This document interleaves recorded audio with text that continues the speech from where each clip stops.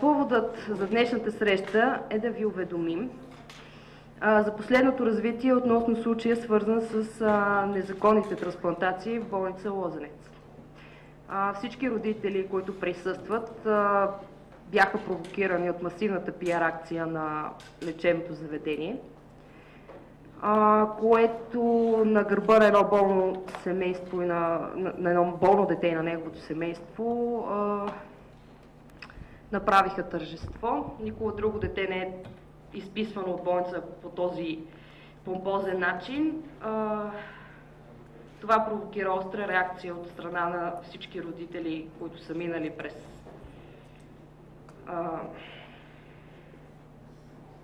през трансплантация в болница Лозенец. Тяхната реакция ще бъде оформена като тъжба до прокуратурата. За това ще ви кажа повече адвокат Христина Димитрова от Центъра за защита правата на здравеопазването. Заповядай, Христина. Само да ви помоля, извинявайте, знам, че нямате опит. Само ако обичате се представете, които сте там, за да знаем. Добре, представям ви един по един. Адвокат Христина Димитрова от Центъра за защита правата на здравеопазването. Владимир Бочев седи до мен, баща на починалия Ники. От другата ми страна са родителите на Шермин, Айше и Зарко Мехмедови. А последен в нашата редица е бащата на Кристина Серкеджиева, Румен Серкеджиев. Неговата дъщеря е с бъбречна трансплантация, извършена в същата болница. Разбира се, изпуснах рачето, извинявай. Тя е със същите подобни проблеми. Нейното момиченце е също претърпяло трансплантация, но не в България, слава Богу. Нещо друго, господин Диков. Ясно ли? Добре, аз самата съм Христина Бочева. Нека да започнем оттам. За какво ще става въпрос тази тъжба? Здравейте и от мене. Първо искам да ви благодаря, че сте тук и проявявате интерес към тази изключително важна тема. Искам да изкажа първо съболезнованията си за всички тези хора, които вчера починаха вследствие на происшествието, което, така че не знам дали е точната дума и происшествие, природно бедствие или как да го нарека, или отново безхаберие. Преминавам към това, което за днес сме се събрали и се надявам да го отразите подобаващо в медиите, защото заслужава, според мен. От Центъра за защита правата в здравеопазването многократно вече алармираме, че болница Лозенец не притежава необходимите документи, за да извършва трансплантация, както на бъбречно болни дечица, така и на тези нуждаещи се от чернодробна трансплантация. С наредбата, която е приета през 2007 година и е пред медицинския стандарт за трансплантология, са въведени различни изисквания, на които трябва да отговарят болниците, за да могат да извършват такава дейност. Болница Лозенец получава удостоверение за извършване на дейност през 2010 година, т.е. в периода от 2007 от приемане на наредбата до 2010 тя въобще няма издадено такова удостоверение. Удостоверението се издава от Агенцията по трансплантации, като предварително са синхронизирани действията и с Министерски съвет, тъй като изпълнителният директор на болница Лозенец се назначава от Министерски съвет. Правилникът за вътрешния ред и дейността на болница Лозенец също се издава от Министерски съвет. Освен тези факти, за които многократно сме сигнализирали, към настоящия момент имаме няколко факти, които се набиват на очи. На първо място това са 5 починали дечица в периода 2008-2011 година.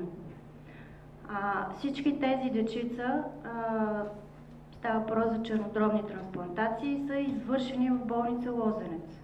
Става въпрос за периода, в който болницата няма въобще удостоверение и в период, в който е издадено удостоверение изцяло в нарушение на действащата нормативна уредба, т.е. едно незаконно съобразен административен акт.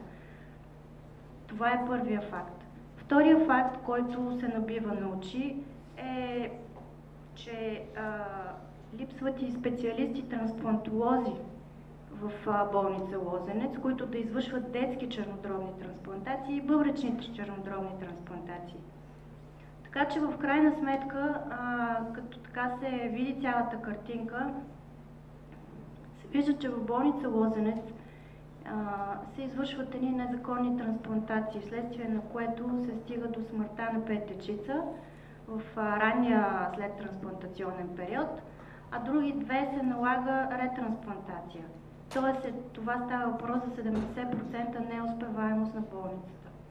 Ето защо това, което и с родителите сме говорили, е да се сезира прокуратурата, която да извърши едно разследване в болница Лозенец, като провери цялата документация, както на болницата, така и на всички лекари там, разполагат ли с нужните документи и удостоверения, за да извършват тези трансплантации и конкретно да се запознае с всеки един случай и да установи има ли извършено престъпление по член 123 от Наказателния кодекс.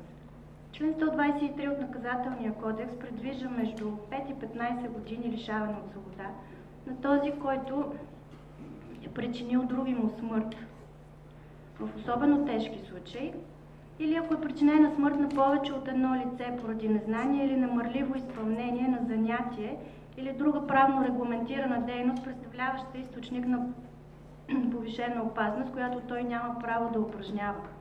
Както вече казах, нито един от лекарите в болница Лозенец няма право да упражнява тази дейност, а според константната практика на Върховния съд,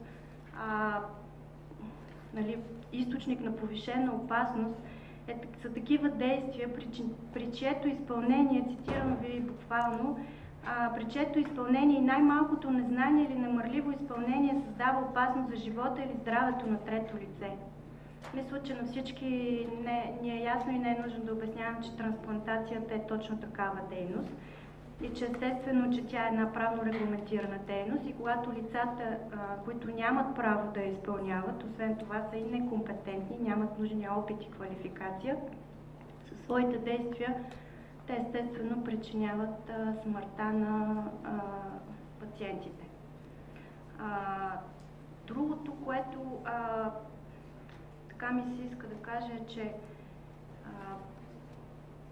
всички дечица са починали в един много кратък период след извършване на операцията, което още един път доказва, че не е просто някаква случайна грешка, именно става въпрос за незнание, немърливост, некомпетентност от страна на хирурга, който е извършил операциите и на целия лекуващ екип, който не е положил достатъчно усилия, за да може да предотврати тези неща. Дали това е поради незнание, немърливо отношение, това вече прокуратурата ще установи. Така че това, което ще направим е да сезираме прокуратурата, да извърши цялостна проверка, да установи има ли извършено такова престъпление и ако установи кой е извършителя, естествено, и ако установи да повдигне обвинение. Благодаря ви. Ако имате допълнителни въпроси след това към адвокат Димитрова, сте свободни да ги зададете. Сега ми се иска да дам думата на Владимир Бочев, за да разкаже с няколко думи историята на Ники, починал на 11 февруари 2011 година. Да разкаже за операцията на Ники, как е протекла тя и така нататък. Здравейте и от мен. Благодаря на всички журналисти, които решиха да посетят тази пресконференция. Историята на Николай всъщност, за съжаление, не е по-различна от историята на всички останали деца, които бяха споменати в момента. При него осложнението, т.е. открит бе проблем още на първия месец. 3 години ходене по мъките, да го нарека, различни диагнози и така нататък, но окончателна диагноза не му беше поставена официално. Приет по спешност за трансплантация в болница Лозенец и самата операция е извършена на 4 февруари 2011 година. Болницата, от която го изпратиха за трансплантация, всъщност, може би около седмица и половина близо имаха колебания дали той наистина е спешен или не. всъщност при една такава операция, доколкото на мен ми беше обяснено, е много важно пациента наистина да е вече на последна степен, общо взето, за да се извърши наистина това да е последната стъпка, която могат да направят лекарите.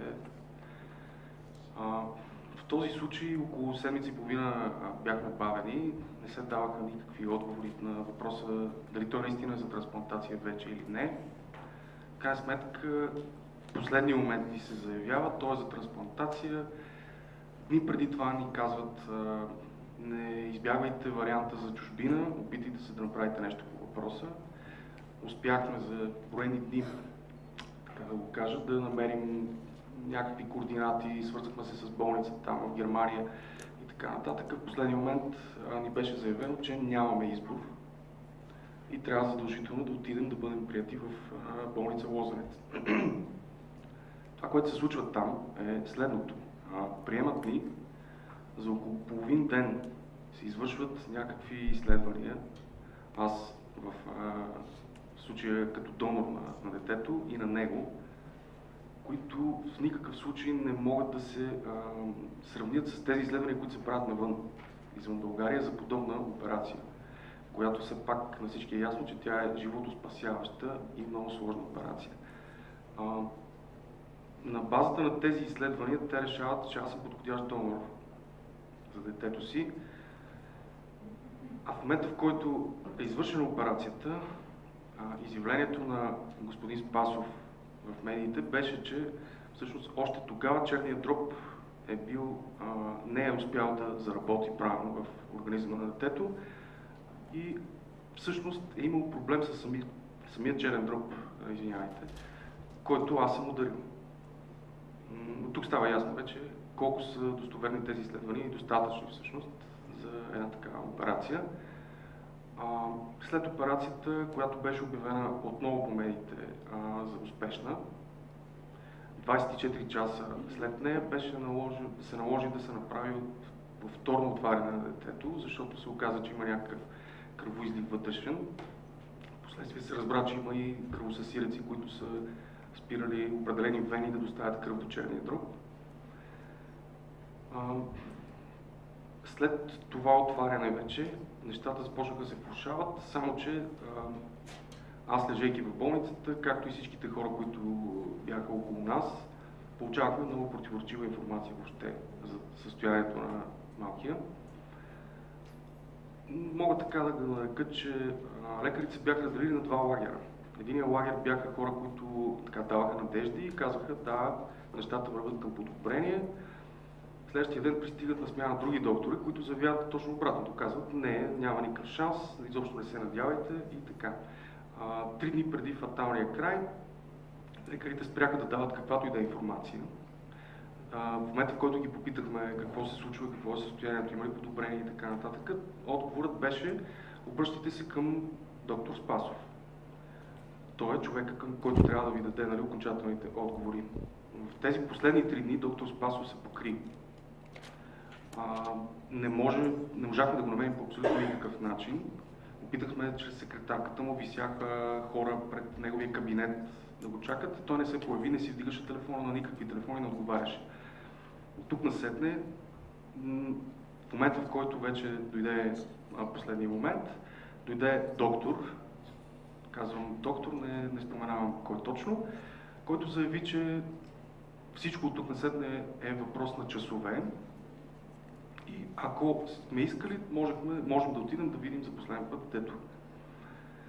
Точно в влизането в реанимацията, доктор Спасов се появи тихомълком около вратата, завъртя се за около 2 минути и изчезна отново. Дори не дойде просто да обясни какво се е случило в крайна сметка и какви са нещата. Това е. Не мисля, че ако ви кажа повече по